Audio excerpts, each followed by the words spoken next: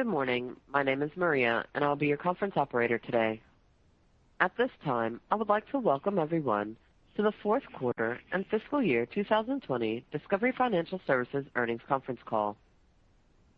All lines have been placed on mute to prevent any background noise.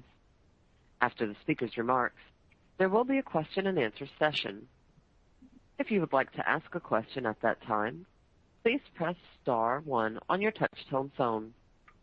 If you should require operator assistance, please press star 0. Thank you. I'll now turn the call over to Mr. Eric Wasserstrom, Head of Investor Relations. Please go ahead. Thank you, Maria, and good morning, everyone. Welcome to this morning's call. I'll begin on slide 2 of our earnings presentation, which you can find in the financial section of our investor relations website, investorrelations.discover.com.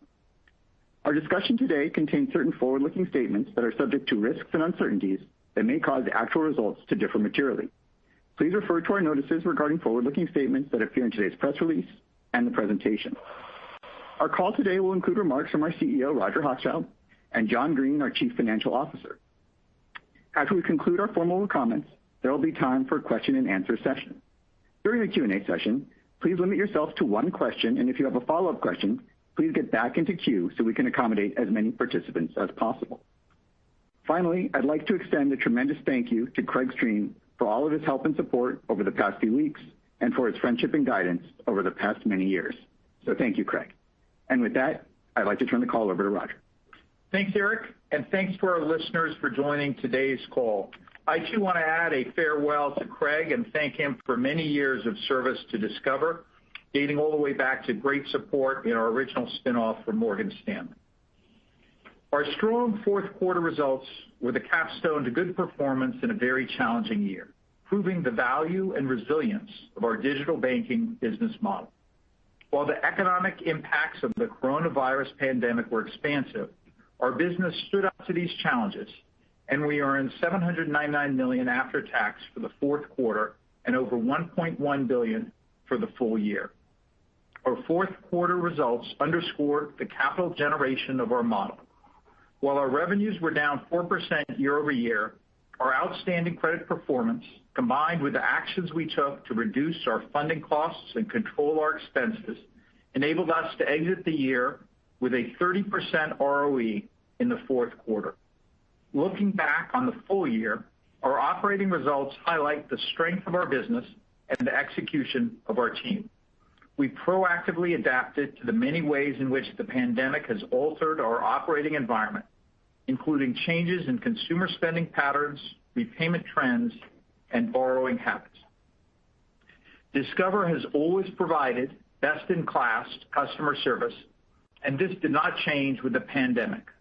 While other issuers faced significant challenges with long hold times, there was no disruption to our outstanding service as we leveraged our digital capabilities and our 100% U.S.-based customer service. We kept average hold times under 5 minutes through the trough of the downturn, and they quickly returned to normal levels of under 1 minute. Additionally, our operational flexibility allowed us to keep our employees safe, with nearly all employees continuing to work from home since mid-March. Similarly, our history of conservative credit management and the resilience of our prime customer base positioned us well as we entered this period of economic stress. We also took quick action at the onset of the pandemic to mitigate credit risk by tightening new account underwriting criteria, reducing promotional rate offers, and pulling back on credit line increases. And we added $2.4 billion to reserves as the macroeconomic outlook deteriorated. As expected, the tightening of our underwriting criteria combined with elevated payment rates impacted our loan growth, and our total loans decreased 6% year over year. However, we took substantial market share in private student lending and gained share in card lending. Our digital bank operating model, combined with disciplined expense management, has historically generated industry-leading efficiency. But in 2020, we took additional action to control costs and delivered on our commitment to cut $400 million from planned expenses, despite absorbing several one-time items that occurred during the year. Excluding the one-time items, expenses were down nearly 2% year-over-year. We achieved this while still investing in analytics, automation, and core technology capabilities to support long-term growth and efficiency improvement. For example, we've invested in new analytics to optimize acquisition marketing to our core customers, and we enhanced customer engagement through more targeted offers and interactions. Our payments business was also well-positioned heading into last year's sudden economic decline. Our Pulse debit business had a strong year with volume up 10% from 2019, reflecting the impact of stimulus funds and higher transaction sizes as debit became a critical way of procuring goods during the pandemic. Our Discover proprietary network was down 2% for the year, but exited the fourth quarter at plus 5%, in line with card sales volume. While Diners Club volume declined, reflecting the impact of the pandemic on global T&E spending, we signed 5 new international network partners as we continue to expand global acceptance. As we look into 2021, we believe there is a significant amount of uncertainty around the timing and shape of the economic recovery, and some of the impacts from last year's downturn have yet to be fully realized. For this reason, we anticipate deterioration in our credit performance in the back half of this year. Nonetheless, we see reasons for optimism. After bottoming in April, our card sales steadily rebounded throughout the year and returned to growth in the fourth quarter. We saw improvement across all categories, especially in grocery and retail, which now represent more than half of our sales mix. This favorable sales trend has also continued into the first half of January. In this environment, we will remain disciplined on expense management, but also committed to making investments for growth and efficiency, and anticipate higher marketing expenses relative to 2020 levels. We also anticipate resuming a more normal pattern of capital return. Earlier this week, our board of directors approved a new $1.1 billion share repurchase plan, and we may begin buybacks as soon as the first quarter, subject to the Federal Reserve's limitations. In conclusion, 2020 presented us with unparalleled challenges, but our business model has us well positioned, and I couldn't be more pleased with how the team here at Discover responded. I am confident that the actions we took strengthened our business and will drive long-term value for our shareholders and customers. While there is still uncertainty around the pace of the recovery, I am optimistic that 2021 will be a better year. I'll now ask John to discuss key aspects of our financial results in more detail. Thank you, Roger, and good morning, everyone. I'll walk through our fourth quarter results starting on slide 4. We earned $799 million in net income, or $2.59 per share. These results included several one-time expenses totaling $137 million. Excluding these, EPS would have been $2.94. There were a number of factors, both positive and negative, that influenced our performance during the year. Importantly, our results for 2020 reflect proactive management of our funding and operating costs and our conservative approach to credit management. These factors helped offset the revenue impacts of elevated payment trends and lower sales volumes. However, we're seeing some positive signs with a return to sales growth in the quarter and continued expansion of our net interest margin. In the fourth quarter, net interest income was down 2%, reflecting a 5% decline in average receivables and lower loan yield. This was mostly offset by decreased funding costs driven by lower market rates and management of our deposit costs. Non-interest income was 14% lower, driven by higher rewards costs from strong engagement in the 5% category this quarter. A one-time write-off of certain real estate facilities and lower loan fee income also contributed to the year-over-year decrease. The provision for credit losses was $305 million lower than the prior year due to meaningful improvement in credit performance. There was no change to reserve levels in the current quarter, whereas the prior year included an $85 million reserve build. Operating expenses increased 8% year-over-year, driven by one-time items related to software write-offs, charges for penalties and restitution, and cost of a voluntary early retirement program. Compensation expense also contributed to the increase. These were partially offset by lower marketing costs and decreased professional fees. Excluding one-time items, expenses were down 4% from the prior year. Turning to loan growth on slide 5. Total loans were down 6% from the prior year, driven by a 7% decrease in card receivables. Lower card receivables were the result of 3 factors. First, payment rates continue to be elevated. While this has reduced loan balances, it has had a favorable impact to credit performance. Second, promotional balances have continued to decline due to actions we took early in the pandemic to tighten credit. And third, an increase in transactor activity.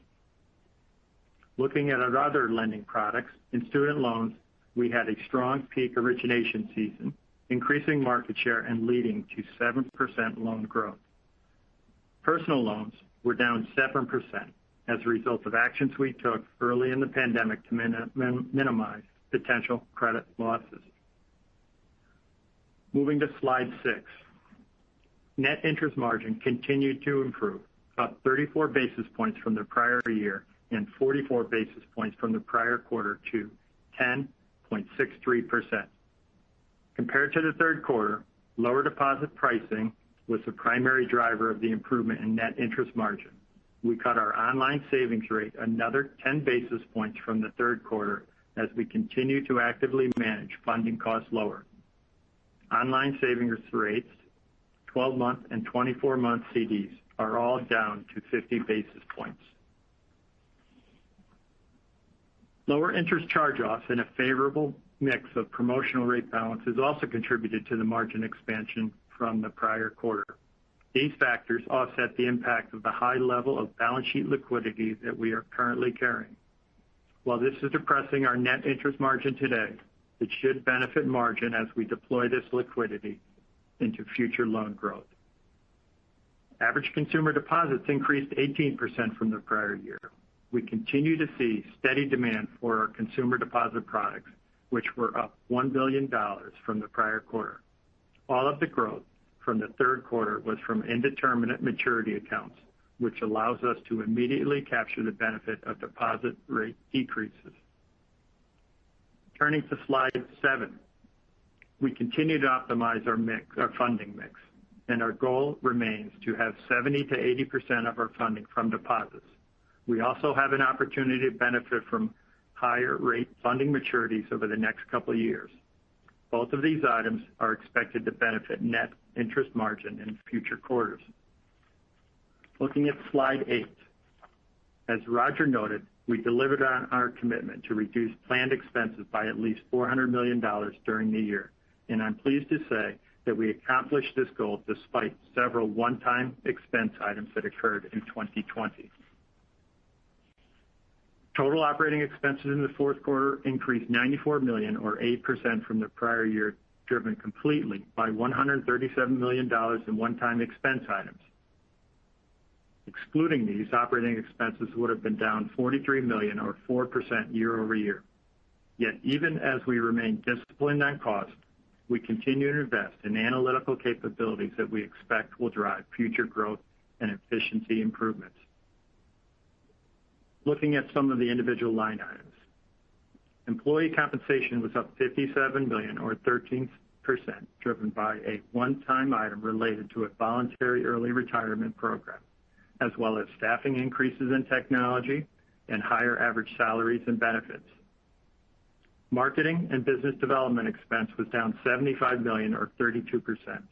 Most of the reduction was in brand marketing and card acquisition as we aligned marketing spend and tightened credit criteria in response to the changing economic environment. Professional fees decreased $22 million or 10%, mainly driven by lower third-party recovery fees related to courts operating at limited capacity. On slide 9, you can see our credit metrics for the quarter. Once again, credit performance was very strong, and total charge-offs below 2.4%, and credit card net charge-offs near 2.6%. The card net charge-off rate was 78 basis points lower than the prior year, while the net charge-off dollars were down $180 million, or 28%. Compared to the third quarter, net card charge-off rate declined 82 basis points. The 30-plus delinquency rate was 55 basis points lower than last year and increased 16 basis points from the prior quarter. Credit also remained strong in our private student loan portfolio, with net charge-offs down 31 basis points year over year. Excluding purchase loans, that 30-plus delinquency rate improved 40 basis points from the prior year and 9 basis points compared to the prior quarter. In our personal loan portfolio, net charge-offs were down 147 basis points, and the 30-plus delinquency rate was down 29 basis points year over year. To wrap up credit, this was another quarter of strong performance across all of our lending products, driven by the actions we've taken in underwriting, line management and collections, the resiliency of our prime customer base, and the impact of government stimulus. We believe that losses will increase in the second half of 2021 and into 2022. However, the timing and magnitude of losses could be impacted by any additional government assistance or material shifts in the economic environment. Moving to the allowance for credit losses on slide 10. We held allowance flat to the prior quarter. While the macro environment has improved, the outlook remains uncertain. Similar to our past approach, we've modeled several different economic scenarios. The primary assumptions in our economic model were a year-end 2021 unemployment rate of about 8% and GDP growth of about 2.7%. We did not include any additional stimulus beyond what has already been provided to consumers. Our economic scenarios also considered the increasing number of COVID cases, the timing of the vaccine rollout, and the recent increase in unemployment claims. Turning to slide 11. Our Common Equity Tier 1 ratio increased 90 basis points sequentially to 13.1%, remaining above our 10.5% internal target and well above regulatory minimums. We have continued to fund our quarterly dividend at 44 cents per share. Regarding share repurchases, as Roger indicated, earlier this week, we received authorization from our board of directors to repurchase up to $1.1 billion of common stock, and we intend to begin share buybacks in the first quarter, subject to the Federal Reserve's regulatory limitations. Moving to slide 12 and some perspectives on how to think about 2021. We anticipate modest positive loan growth for the year. We see opportunities for customer acquisition, but the level of growth will be dependent on payment rate trends and the timing and pace of the broad economic recovery. With respect to our net interest margin, as I previously mentioned, we expect we will continue to see benefits to margin from lower deposit rates and maturity of higher rate funding. We also remain committed to disciplined expense management and will continue to invest to drive profitable long-term growth and efficiency improvements. This includes increased marketing investments for new customer acquisition, as well as investments in advanced analytics and technology capabilities. In terms of credit performance, as I've already noted, we expect losses to increase in the second half of 2021 and remain elevated into 2022. Finally, our capital allocation strategy has not changed, and we remain committed to returning capital to shareholders through dividends and buybacks. In summary, we had a solid fourth quarter with strong credit performance across the portfolio, net interest margin expansion driven by lower funding costs, flat reserves, and excluding one-time items, operating expenses were down year over year.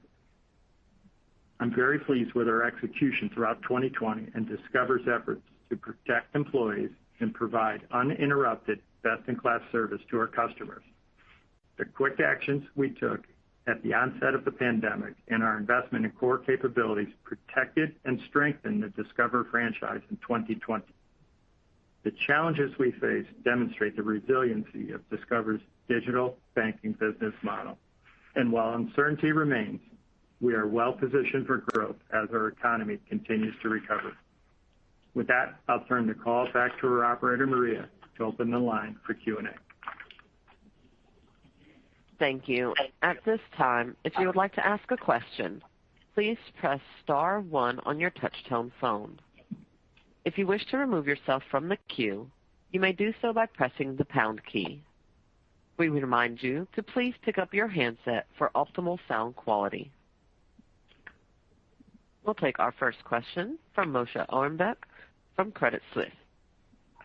Great, thanks, and welcome, Eric. And if Craig is listening, it's been a pleasure working with you too. I guess both Roger and John, you talked about the idea of increasing marketing expenses into 2021. Could you just kind of flesh that out a little bit? Talk some about what it's how much you'd like to grow accounts, what you're looking for, what signals would drive you to step on the gas a little harder or pull your foot off, and because you've seen some of your competitors already start to spend the marketing. We don't know yet what that's generated, but maybe just talk about that a little bit. Yes. Thanks, Moshe. So here's how we're thinking about the expense base for 2021, and then I'll talk more specifically around marketing and new customer acquisition and growth. So in terms of expenses, the business is committed to driving positive operating leverage over the midterm. Now, opportunities in 2021 will dictate how much marketing dollars we ultimately end up spending for new customer acquisition. But in terms of the overall expense base, there will be incremental dollars for marketing, new customer acquisition, and third-party recovery fees as the courts reopen. We expect that those fees will increase consistent with the level of recoveries that we hope to achieve on bankrupt accounts. So outside of those areas, we're targeting to keep expenses flat across the business. Now, certain accounts may go higher, certain may go lower, but the way you can think about it is growth initiatives, incremental spend, the balance of the income statement in terms of expenses will be flat to down.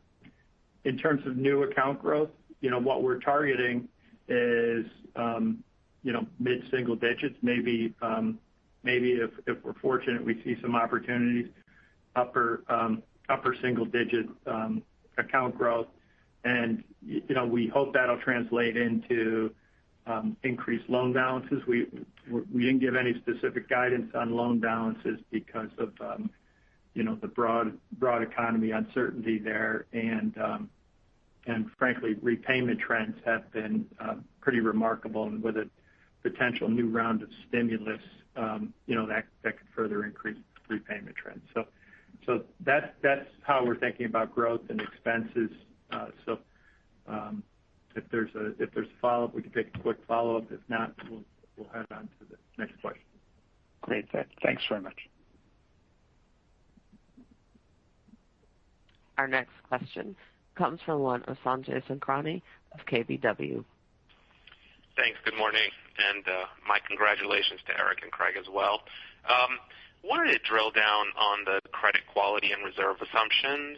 I understand sort of the reversion to the mean assumption given the underlying unemployment rate. However, I think Moody's has been improving their unemployment assumptions, and that rate is declining sort of in the second half of this year into 2022. I'm just curious sort of how to foot sort of your assumption that the loss rates will get to the reserve levels, those embedded in the reserve assumptions, and at what point do you reassess that? Is there something you're seeing inside your portfolio that's leading you to be more conservative? Thanks. Okay. Thanks, Sanjay. So So I'll take this one as well. So first, let me start off by saying we're very pleased with the portfolio's performance. So the resiliency of our customer base has been remarkably strong. So in terms of the modeled assumptions, so in my script I talked about 8% unemployment at the end of 2021. I realize that's higher than where we are today from a reported number, and we also assume GDP growth of 2.7%. Now, there are some folks forecasting an increase in GDP as well. So as we thought about the reserves and the positioning of the balance sheet, there's a couple things that we took into account. So first is the overall unemployment numbers. There's about 10.7 million people out of work. There's another 7.3 million people that aren't included in the unemployment number due to the fact that they haven't actively looked for work in the past 4 weeks. So to me, where we are from a life of loan loss reserving standpoint made perfect sense. It is conservative. We didn't feel like we had enough data points at this point, given the level of uncertainty, to make a material change to the absolute level of reserves in the fourth quarter, given a life of loan reserving assumption. But I can say this, we're going to continue to look at our portfolio and the macro environment. We're going to look specifically at the trajectory of unemployment and the type of unemployment. So are we seeing unemployment levels transition from service workers to white-collar workers who would more likely be representative of our customer base, and the impact of stimulus. So, today we're well positioned, and we're going to continue to reassess it first quarter, second quarter, and into the second half of next year, and make appropriate adjustments. Thank you. Our next question comes from one of Rick Shane of J.P. Morgan. Good morning, and congratulations, Eric and Craig. When I saw I'm hoping you're listening, when I saw the voluntary early retirement, I hope you're a reasonable chunk of that number. When we think about what you've said in terms of marketing and adding new accounts, that makes sense. There will presumably be a lag in loan growth as you add accounts. Historically, when you started to grow the portfolio again, it's been led by wallet share gains and line limit increases. I'm curious when you think you might take that sort of, brown out on line limit increases off, and how we should think also about rewards rate as you think about wallet share going forward. Yeah. So I'll start it on the rewards rate. We tend to keep our rewards program very stable. It provides a lot of value, and so while you've seen competitors make dramatic changes, we feel like our leadership position in cash rewards serves us well. So we have in the past talked about a low single-digit increase in rewards rate due to structural changes. That will likely continue, but beyond that, we feel very good about where we're positioned in the competitiveness of our program. In terms of growth, it's always been a mix of new accounts and stimulating the existing portfolio, and so it will remain that going forward. In terms of what would get us to loosen credit, I think many of the indicators that John talked about, right? So getting better line of sight in the direction of white-collar employment is probably the most critical one. Got it. Okay. Thank you, guys. Our next question comes from a line of Mark DeVries of Barclays. Yeah, thank you. I've got a follow-up to Sanjay's question. Clearly the credit performance you've experienced so far is much better than you would have expected, just given all of the different macro assumptions. And so my question is, what do you think you need to see in the data before you feel comfortable, releasing reserves? Okay, thanks, Mark. So first will be the performance of the portfolio itself. So what's happening on specific roll rates? Are they holding, or are they deteriorating consistent with what our modeled expectations are? Broad macro is going to be important.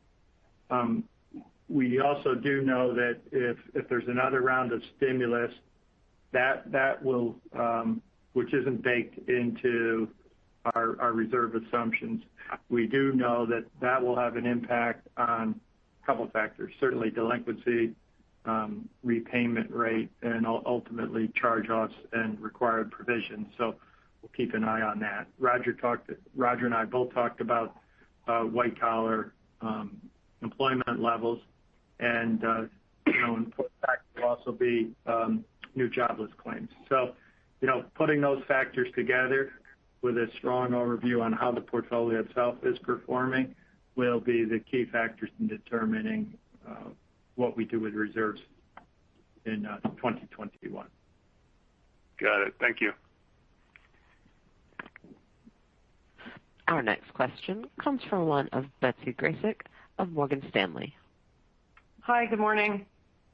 Morning. Morning. I had a couple questions on the buybacks that you announced. I just wanted to understand if, the buyback announced, what kind of CET1 you're thinking about when you are, putting forth that buyback estimate. And then the second question that's related to that has to do with whether or not you've embedded reserve releases in your estimates for that. I mean, because of this 4-quarter trailing, Fed rule right now, it's kind of circular reference there. So I wanted to understand how you're thinking about reserve releases and what your target CET1 is. Okay. Thanks. So we continue to target 10.5%. In terms of how we thought about buybacks this year, the first piece I would say is we wanted to ensure we're prudent with our capital, given a level of uncertainty. We do have the Fed constraints in terms of the 4-quarter average of net income, and so the first quarter and the second quarter and first quarter of 2020 are impacting that calculation for the first quarter of 21, and then we're also thinking about the CECL transition impact, which will be somewhere between 200 and 250 basis points as we think about CET1. So ultimately, we didn't want to be out at the far edge of the buyback envelope. We felt that $1.1 billion was an appropriate return of capital given a level of uncertainty, and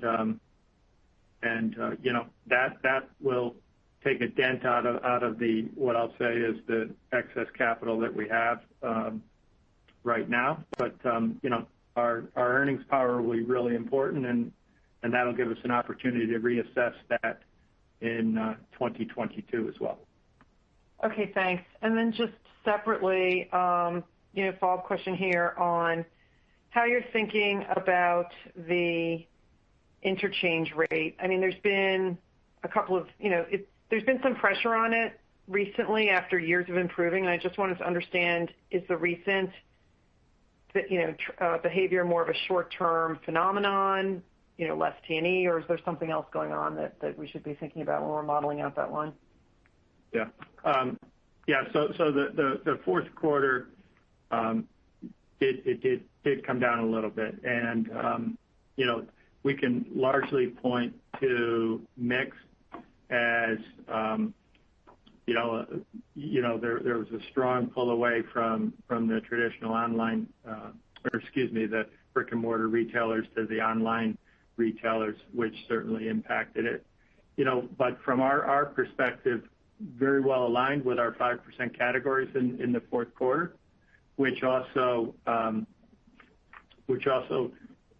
drove incremental sales through our card, and ultimately, we think it'll translate into other forms of revenue, specifically interest income as balances revolve. Okay, so this quarter was primarily the 5% cash back on the .coms that got obviously utilized very, very fully. Yeah. Okay, thanks. Yeah. Our next question comes from one of Bill Carcache of Wolfe Research.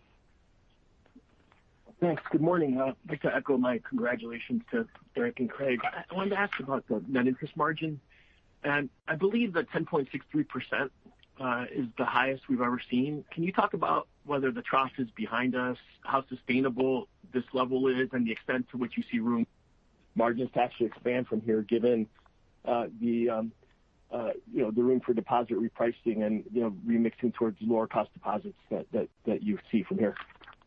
Yeah, sure, Bill.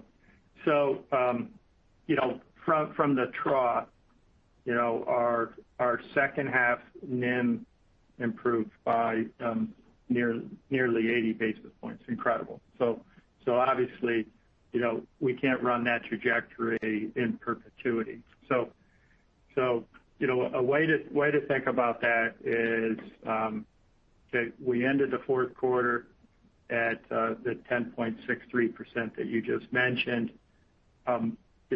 My view is that we still have some opportunity on deposit pricing, especially if there's another round of stimulus, because that'll put a lot of liquidity in the market, and the competition for deposits will further abate.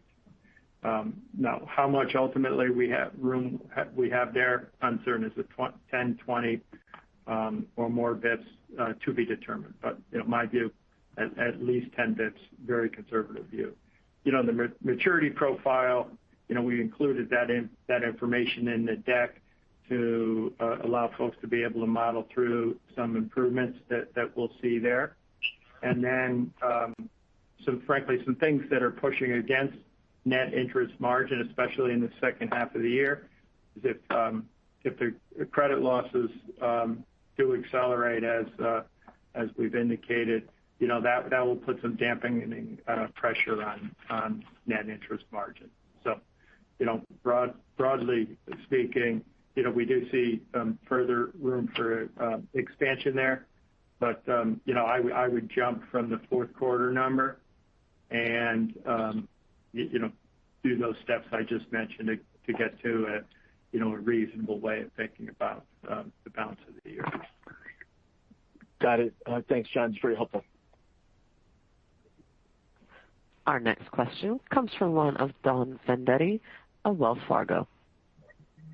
Hi, good morning. Roger, I was wondering if you could comment on what you think about the sort of long-term growth rate of the card business, if it's been impacted by, you have a lot of new areas like personal loans, you have buy now, pay later. Is this stuff just on the edges, or do you think that this has some impact on the growth of the card industry? And, could you be wrong on that, I guess? And could some of these new initiatives in fintechs be more impactful? I certainly could be wrong, so I'll say that up front. But, we have not seen either of those have an impact on card loan growth. And you've seen that in the past, whether it's been a home equity loan boom where a lot of people are doing, cash out refis and using that to pay down debt. A lot of consumers seem to carry a level of credit card debt that they are comfortable with, certainly our base, and they tend to revert back to that amount. And so, buy now, pay later is the most recent, trend that's out there. We're looking at that very carefully and have yet to be able to see an impact on our revolving loan balances. So, in my decades in this business, there's always something that's going to kill off credit cards. But so far, the growth trajectory of the industry remains solid. Now, it is a mature business, but we also, as we think about our growth, it's a combination of where the industry goes, but also our ability to take share from our competitors and capture a disproportionate of student and young adults who are coming into the industry. And so we feel good about that. Okay, thank you. Our next question comes from one of Kevin Barker of Piper Sandler. Good morning. Just wanted to follow up on your guidance for losses to increase in the second half of 21 and then likely remain elevated into 22. I mean, are you envisioning, just given the current economic environment, that these are likely that we're going to have a plateau in 2022, or is it going to be like a slow decline after we peak in the second half of 21? Just given, what your view is on the economy and how things are playing out so far. Yeah. Oh, okay. At this point, there's a bit of both art and science in terms of modeling kind of peak charge-offs. And what we've seen as we've gone through this pandemic is the peak has continued to push into future periods, and essentially that's what we're seeing today. It's hard to believe, given the level of absolute unemployment and those folks that are outside of the employment ranks that aren't in the unemployment number, that there isn't going to be some material impact to credit and charge-offs at some point. The roll rates we're seeing right now, in terms of from aging buckets one to the next, are incredibly strong, which is positive. So that means by itself there can't be an acceleration of charge-offs at least in the first 4 months of the year. Beyond that, you would expect, given the unemployment numbers, that the roll rates will deteriorate, charge-offs will increase, and continue to increase until there's absolute stability. So we're seeing a peak in late 21, and that could carry through into 22, and then moderate as the counts go bad and the broad macros improve. So that's how we're thinking about it. I'm not sure if we've got it 100% right. If we don't, we're going to adjust accordingly.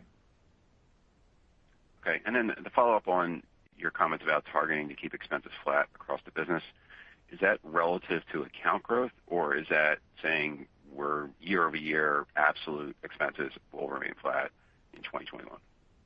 Yeah, so I want to be careful here. It wasn't absolute expenses. So what I tried to do is distinguish between those expenses that will help us accelerate growth, and we expect those to increase. Those that aren't targeted to accelerate growth, we expect will remain flat to down. We expect, if you go through kind of line items of the expense base, salaries and wages, we've done some things this year to level that off, including the voluntary early retirement program. We have activated our procurement organization around third-party spend, and we've driven a lot of productivity through that. We have looked at every single line item on the expense base, and we're making determinations on whether or not those expenses will help us drive long-term growth. If the answer is yes, maybe we'll increase. If the answer is no, they're going to be flat to down. So just to be clear, those expenses that are driving growth, should they be, in line with account growth, or be above or below, just dependent upon, what you're seeing underlying the business? So maybe one way of looking at that, for card new accounts as an example, we expect our cost per account to be below what we saw in 2019. And that's with a tighter credit box and reflects the benefits we're seeing from some of our investments in advanced analytics, as well as just the differentiation and appeal of our product. Thank you very much. Our next question comes from one of Bob Napoli of William Blair. Thank you. Good morning. I think I've said goodbye to Craig like at least 8 times over the last 2 decades. I don't think it's going to be the last one for some reason, but good luck. Roger, so the world has discovers direction, if you would. I think the digital banking, branchless banking structure that you have, and then you have the unique asset of the network, obviously. But what are you working on? There's a lot of changes. While the market's come your direction, there's a lot of new businesses, direct banks, digital banks, and development of companies, like Venmo or private companies, Chime.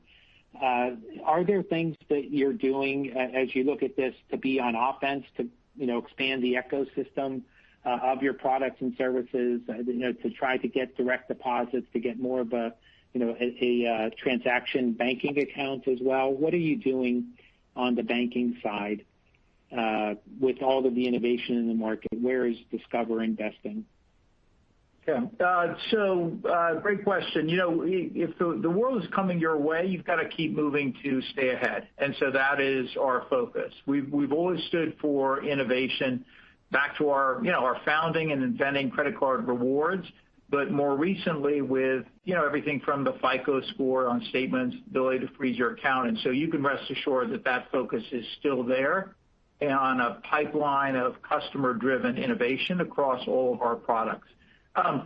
Specifically in the deposit side, we think there's a lot of opportunity to get into transaction accounts. It'll be a while before they become a material part of our funding base, but with our low-cost direct-to-consumer digital model, as well as the advantage we have from being exempt from the Durbin interchange caps because we own our proprietary network, we're uniquely positioned for a bank over $10 billion.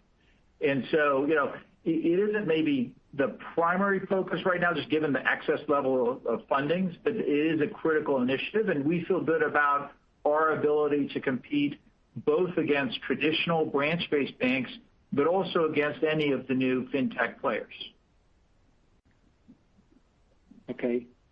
Thank you. I'd love some color on what else you're thinking about there. But as you look at your customers, the customers that you're adding, is there any change in the demographic mix of the new customers you're adding? A lot of times we are getting commentary or questions around, well, the millennials are not going to borrow on their credit cards the way others did, and there are other new forms of credit. Is Discover getting the same share of those younger customers, and are you keeping them? Do you feel there's anything to the thought that the millennials will be less likely to use credit cards? And if so, are you looking at other products like buy now, pay later?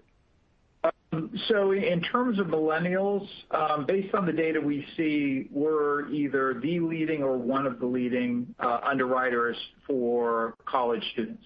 And the brand is incredibly strong with college students and young adults that appreciate sort of the leading digital functionality as well as some of the innovations I talked about. And we're seeing very similar usage patterns as we saw in prior generations of customers. So, we're very excited about the growth there. And I think, being in the student loan business and the second largest originator helps to get our brand out there in front of the next generation of consumers. Thank you. Appreciate it. Our next question comes from one of John Hecht of Jefferies. Morning. Congratulations to Eric and Craig, as everybody else has said. And thanks you guys for taking the questions. Maybe follow on to Bob's question, but in a different way. You guys have tightened over the past several quarters. You had substantial net pay downs. I'm wondering, has your kind of back book composition changed in a good or a bad way, or a positive or, I guess, negative way based on those patterns? I would say nothing dramatic. And part of the advantage we had been tightening for a number of years, coming into this. We felt like we were late cycle and talked about that with you guys on the call. Clearly we didn't expect it to end the way it did in early 2020, but that helped us from having to take some of the magnitude of changes that I think some of our competitors did. So we try and be consistent in how we run the business, and so have targeted the same prime consumer. And I think as well have not seen any dramatic shifts in terms of our composition, either with the new accounts we're booking or our existing portfolio. Okay, great. Thanks. And the second question is private student lending. I think you guys referred to some market share gains, in the recent periods. I know there's been some shifts in terms of other big banks that are exiting that segment. And then there's a new administration and maybe some changing policy or some thoughts about potential changing policy. Maybe just some commentary given your momentum there and your outlook there given those factors. So I would say there's always a lot of discussion about what might happen in Washington about student loans. I would say keep in mind that over 90% of student loans are the federal student loan program, and so that's where a lot of the attention is focused. Very different animal in terms of the quite frankly, lack of underwriting of that product and the losses they experience compared to how we go to market. So we feel really good about the business. Clearly benefited from one of the larger players stepping back, but we believe we would have gained share even if they hadn't. And so it reflects the fact that the brand is well positioned. It resonates with consumers, and we take the same approach in terms of customer experience and differentiation with the student loan product as we do on the card side. Great. Thank you guys very much.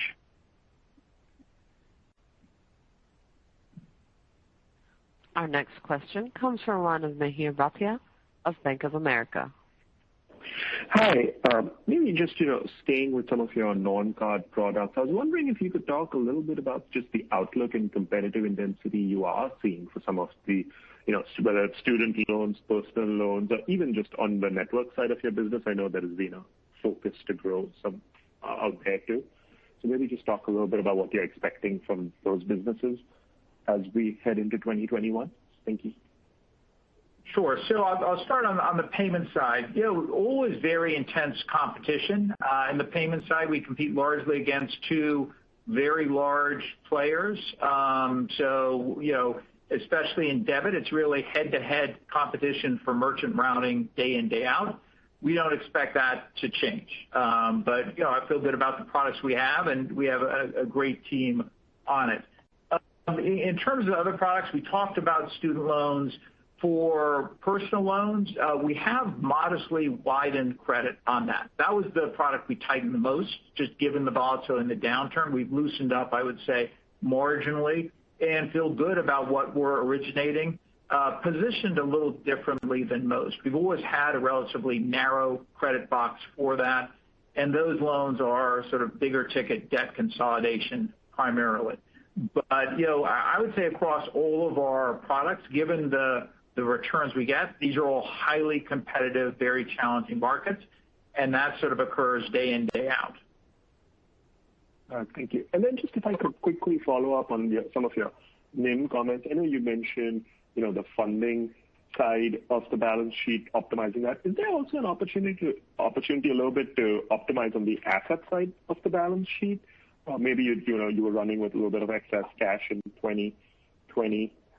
Given the downturn, or is that fairly well optimized already? Thank you. Yeah, thanks. I'll jump in on that one. Yeah, we do have some excess liquidity right now, and there is an opportunity to continue to move that forward. Now, we're gonna I'll say gauge that based on the level of asset growth, because asset growth will consume that liquidity, and we've built a plan that assumes a level of growth. So that's one positive. The other piece is around deposit pricing and how we price the deposits coming in, turning into cash, and then in terms of balance sheet positioning, we are mildly asset sensitive right now. So in a rising rate environment, that will also be beneficial to net interest margin. Quite honestly, the liquidity, I think, will take care of itself over time, and the positioning of the balance sheet in terms of asset sensitivity, very, very positive to be accretive to net interest margin in a rising rate environment. Thank you. Our next question comes from the line of Meng Jiao of Deutsche Bank. Good morning. Thanks for taking my question. I just wanted to get a sense on how you guys are thinking about deposit growth, specifically both at direct-to-consumer and the broker deposits. I guess for the DTC, it's now, 62% of total funding. I believe previously you mentioned a longer-term target of 70% of the funding stack. Does that target still hold, or do you expect the DTC deposits to be even higher as a percentage of the funding stack going forward? Yeah, so we're targeting 70, 80%, so 62. You're correct on the number. So direct to consumer, our proposition's been very, very positive. We don't compete on the basis of price, which has been a good thing in terms of helping us to modulate some of the liquidity that we have.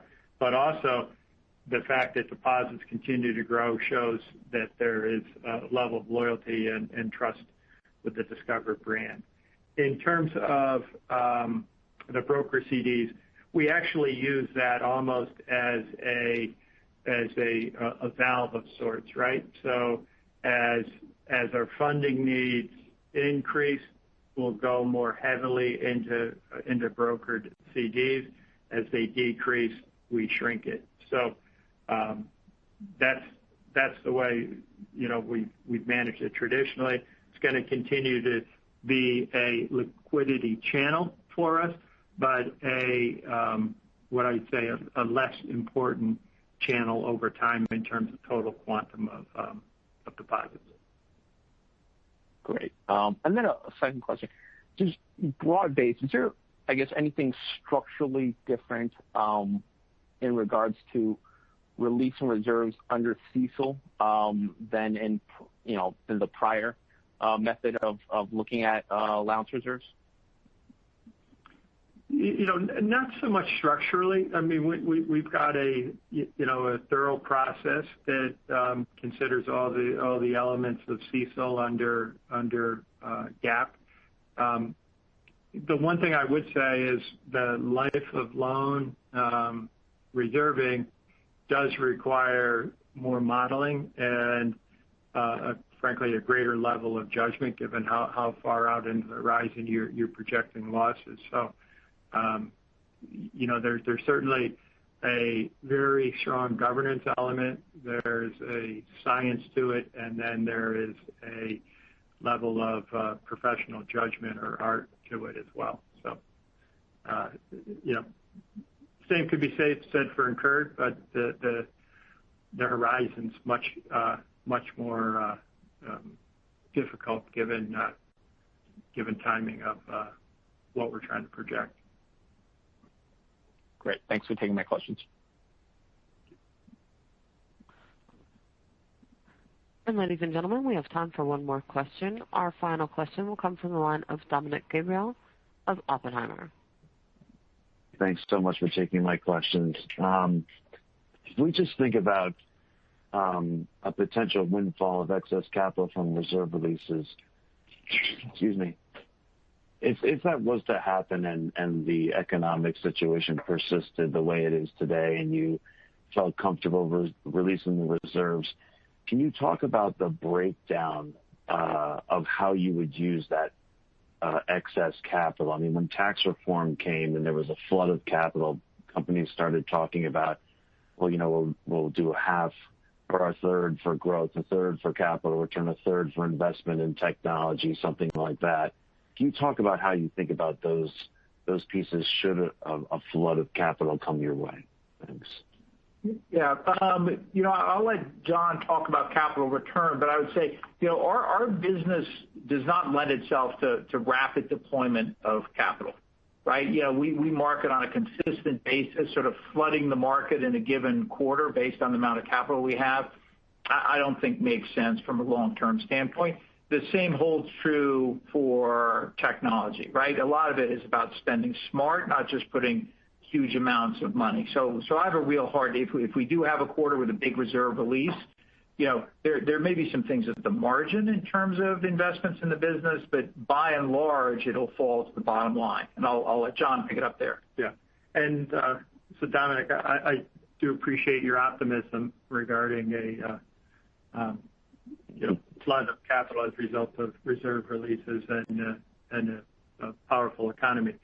Our priorities actually remain the same. So in terms of how we think about capital and allocating the dollars, first to growth, then to dividend and share repurchases, and then the last priority would be small M&A, think bolt-on capabilities or certain niche products that we think will drive long-term shareholder value. So no change there. We go through an annual capital planning process here, as most financial services institutions do, and we share the outlook with our board and our priorities, and obviously there's some regulatory constraints that we manage to as well, and then we'll make good long-term decisions to generate profitable growth and shareholder return. Great, thank you. That makes a lot of sense. And then if we just think about if you look at the NIM in particular and this quarter and the interest charge-off reduction in the quarter, that had a big impact on the yield. And so could you just talk about the balance between, let's say, that interest and fee charge-off even just reverting to normalized levels, not including the spike of losses, let's say, but if that's sort of just normalized over 21 versus some of the benefits you have on the interest expense savings that you're doing, given all the what you're doing there. Maybe if you balance those two against each other, could you still see kind of NIM expansion or levels in 21 versus stable to improving versus 2020? Thanks. Yeah, Dominic, we do see opportunities for NIM expansion, even in the face of increased interest charge-offs as the portfolio matures and contends with some of the economic stress. But the numbers in terms of quantum, I'm probably not going to get into that level of detail on the call here. But I will go back to what I said earlier in one of my questions in terms of how to think about it. So we do see an opportunity for NIM expansion, and that some of that will be tapered by credit and the impact of delinquencies. But even contemplating that, there will be a level of expansion. Excellent. Thanks so much. Very good. All right. Well, thank you all very much for joining us. Anyone who has additional questions, please give us a ring. Emily and I will be here to answer questions, and have a great day. Thanks, everybody. And thank you, ladies and gentlemen. This does conclude today's conference call. You may now disconnect.